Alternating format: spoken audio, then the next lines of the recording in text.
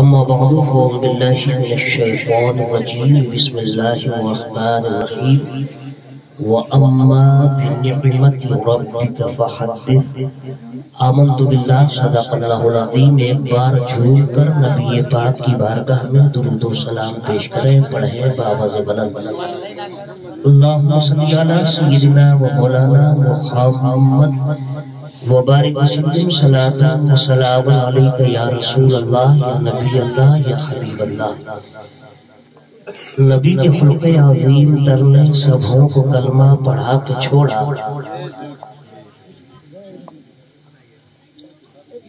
حضرات، میں چند باتیں تقریر کرنے کے لیے حاضر نہیں ہوا۔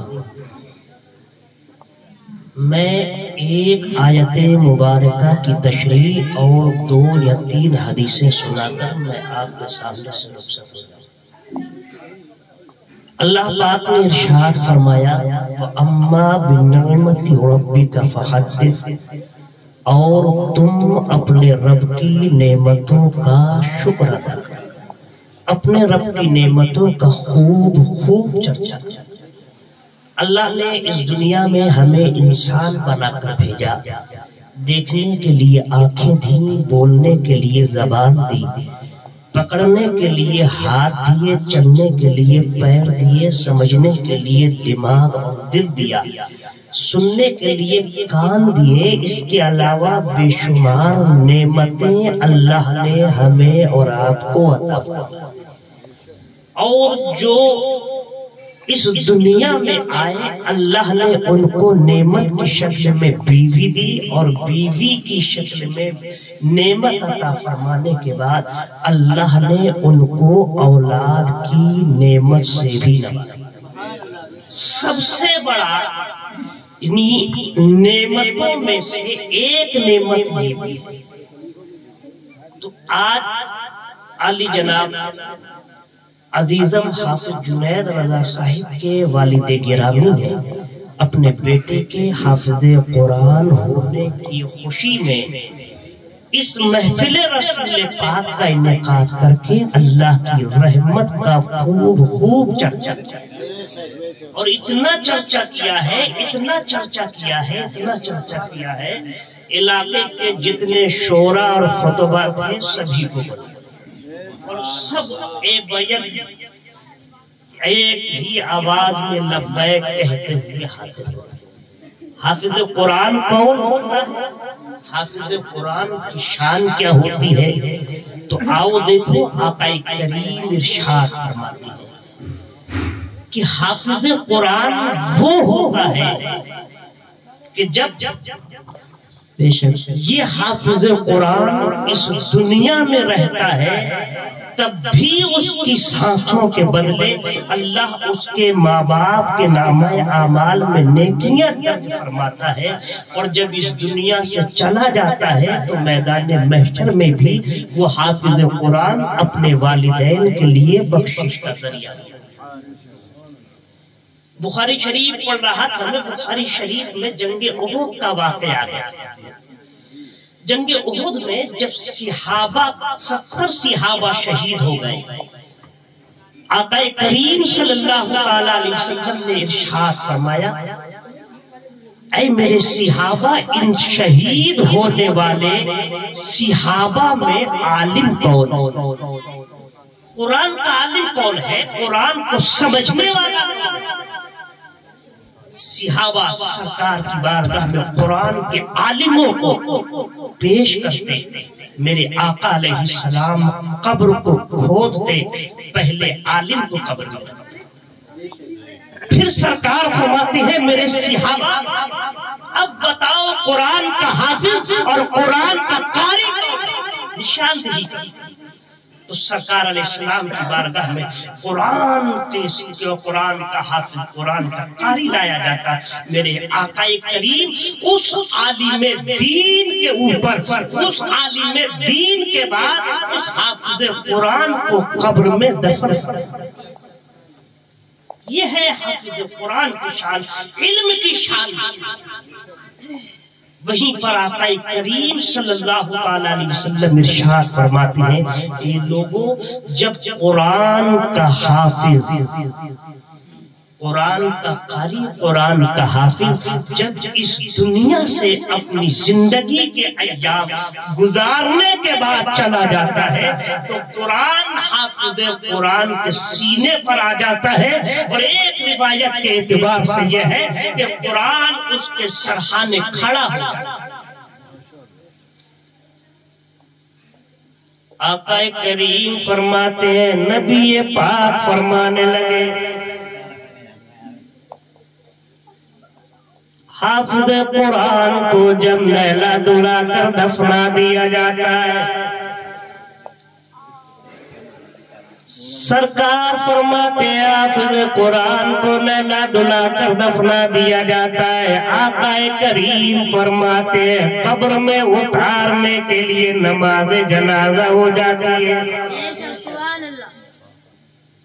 نماز جنازہ کے بعد آقا کریم فرماتے ہیں دفنا دیا جاتا ہے، تختے لگا دیے جاتے ہیں، مٹی کو ڈال دیا جاتا ہے۔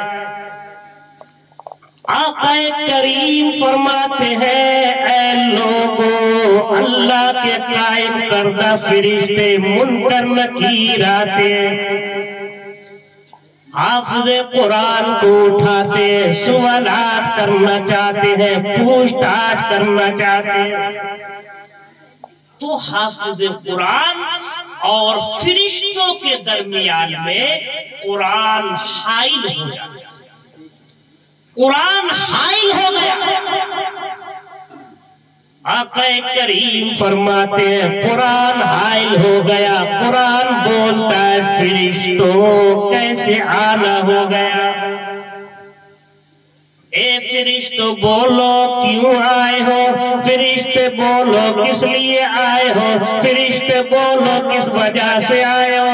تو قرآن کہتا ہے، قرآن سے فرشتے بولتے ہیں اے قرآن، اے انسان، ہم آئے ہیں تاکہ ہم اس سے سوالات کریں، تاکہ ہم اس سے پوچھ تاچھ کریں، تاکہ ہم اس سے معلومات فراہم کریں۔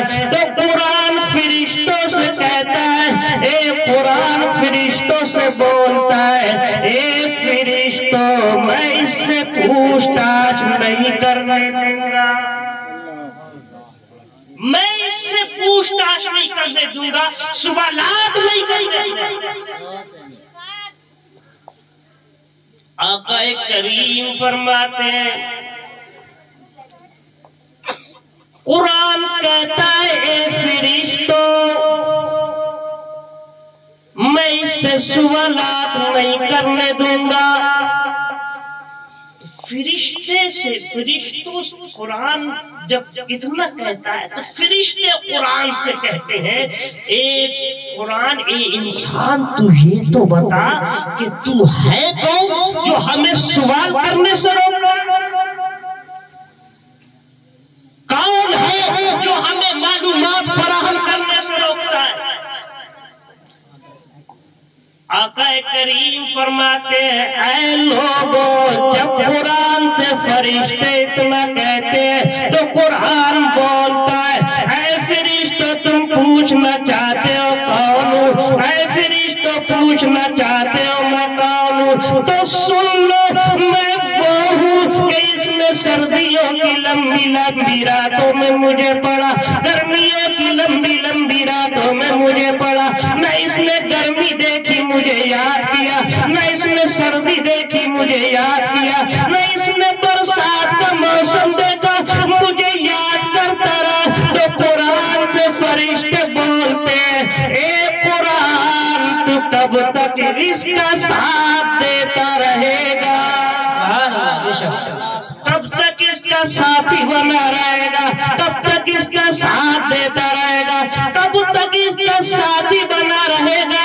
تو قرآن کہتا ہے اے فرشتوں میں اس وقت تک اس کا ساتھ نہیں چھوڑوں گا جب تک کہ میں اسے جنت میں داخلہ نہ دلا دوں، جب تک میں اسے داخلہ نہ دلاؤں جنت میں اس کا ساتھ ایک جگہ اور آقا فرماتے ہیں، ایک جگہ کہ آقا کریم فرماتے ہیں حافظ قرآن کو جنت کے دروازے پر روک دیا جاتا ہے۔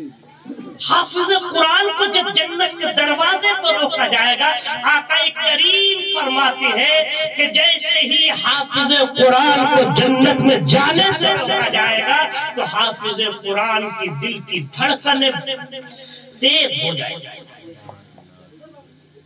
اور جب حافظ قرآن کی دل کی دھڑکنیں تیز ہو جائے گی، حافظ قرآن کہے گا اے پروردگار تو نے نمازیوں کو جانے کی اجازت دے دی، تو نے روزہ رکھنے والوں کو جانے کی اجازت دے دی، تو نے زکوٰۃ دینے والوں کو جانے کی اجازت دے دی، تو نے حج کرنے والوں کو جانے کی اجازت دے دی، اے پروردگار تو نے مجھے جنت کے دروازے پر کیوں روک رکھا ہے؟ اللہ فرمائے گا اے حافظ قرآن، قرآن کی تلاوت شروع کر دے۔ حافظ قرآن جب تلاوت شروع کرے گا، عرض کرے گا رب قدیر کہاں سے کروں؟ تو اللہ فرمائے گا اے میرے بندے تو پڑھنا شروع کر دے، اعوذ باللہ من الشیطان الرجیم۔ سبحان اللہ۔ حافظ قرآن پڑھتا چلا جائے گا، تعوذ پڑھے گا، تسمیہ پڑھے گا، اب حافظ قرآن کے لیے جنت کا دروازہ کھول دیا جائے گا۔ حافظ قرآن پڑھتا چلا جائے گا، ایک پارہ پڑھے گا، دوسرا پارہ پڑھے گا، تیسرا پارہ پڑھے گا، چوتھا پارہ پڑھے گا، یہاں تک کہ حافظ قرآن یہ پارے پڑھتے پڑھتے چلا جائے گا، لیکن اسے جنت کے محل پر اپنا نام نظر نہیں آئے گا۔ اللہ کی بارگاہ میں عرض کرے گا اے پروردگار میں نے قرآن کے اتنے پارے پڑھ دیے، اے میرے مولا میرا نام جنت کے کسی بھی محل کے دروازے پر نہیں۔ اللہ فرمائے گا اے حافظ قرآن آگے بڑھتا چلا جا، حافظ قرآن پڑھتا چلا جائے گا، جب سورہ ناس کی وہ ناس پڑھ دے گا، فوراً نگاہ اٹھائے گا تو کیا دیکھے گا کہ میں شروع جنت سے اپنا محل دیکھ کر کے نہیں آیا، لیکن اب میرا محل نظر آ گیا۔ سورہ یعنی سورہ فاتحہ سے، تعوذ سے، الحمدوں سے جب وہ شروع کرے گا اور جب وہ بناس کی سین تک پہنچے گا، اپنا سر اٹھائے گا تو دیکھے گا کہ جس جنت کے محل کی خوشخبری میرے آقا نے دی تھی، اس محل کو اللہ پاک نے مجھے یہاں پر عطا فرمایا۔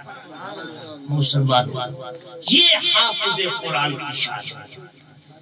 حافظ قرآن کی شان یہ ہے، یہ حدیث پاک ہے۔ آج ضرورت ہے ہمیں اپنے بچوں کو جہاں دینی تعلیم پڑھانے کی، وہیں ضرورت ہے ہمیں اپنے بچوں کو دنیاوی تعلیم دی۔ آج ہمارے پاس دینی تعلیم کے ساتھ ساتھ دنیاوی تعلیم نہیں ہے، تو ہر شعبے میں ہندوستان کے کسی بھی شعبے میں چلے جائیں ہم مات کھاتے نظر آتے۔ سبحان اللہ۔ اگر ہم اس دینی تعلیم کے ساتھ ساتھ اگر وکیل بن جائے، جج بن جائے، پولیس میں بھرتی ہو جائے، ماسٹر کی ڈگری حاصل کر لے، ڈاکٹر بن جائے یا کوئی اور بن جائے، تو جس قوم مسلم کی جو قوم ہماری دشمن ہے، تو کم سے کم ہم ان کے شر اور ان کے ظلم و ستم سے بچ جائیں۔ تو لہذا اپنے بچوں کے ہاتھ میں قلم دو، جہاں وہ دینی تعلیم بھی حاصل کرے اور دینی تعلیم کے ساتھ ساتھ وہ دنیاوی تعلیم بھی حاصل کرے۔ میرا یہی آخری پیغام ہے۔ اللہ ہم سبوں کو سلامت رکھے۔ اور عزیزم حافظ جنید رضا سلمہ کو جہاں یہ حافظ قرآن ہوئے ہیں، مولا کریم یہ اپنے وقت کے قاری قرآن بھی ہو جائے اور عالم قرآن بھی ہو جائے اور ساتھ ہی ساتھ یہ دنیاوی تعلیم کے والشٹر اور بیرشٹر بھی ہو جائے. اللہ پاک ہم سبوں کو نیک عمل کرنے کی توفیق عطا فرمائے. السلام علیکم. مصطفیٰ جان رہے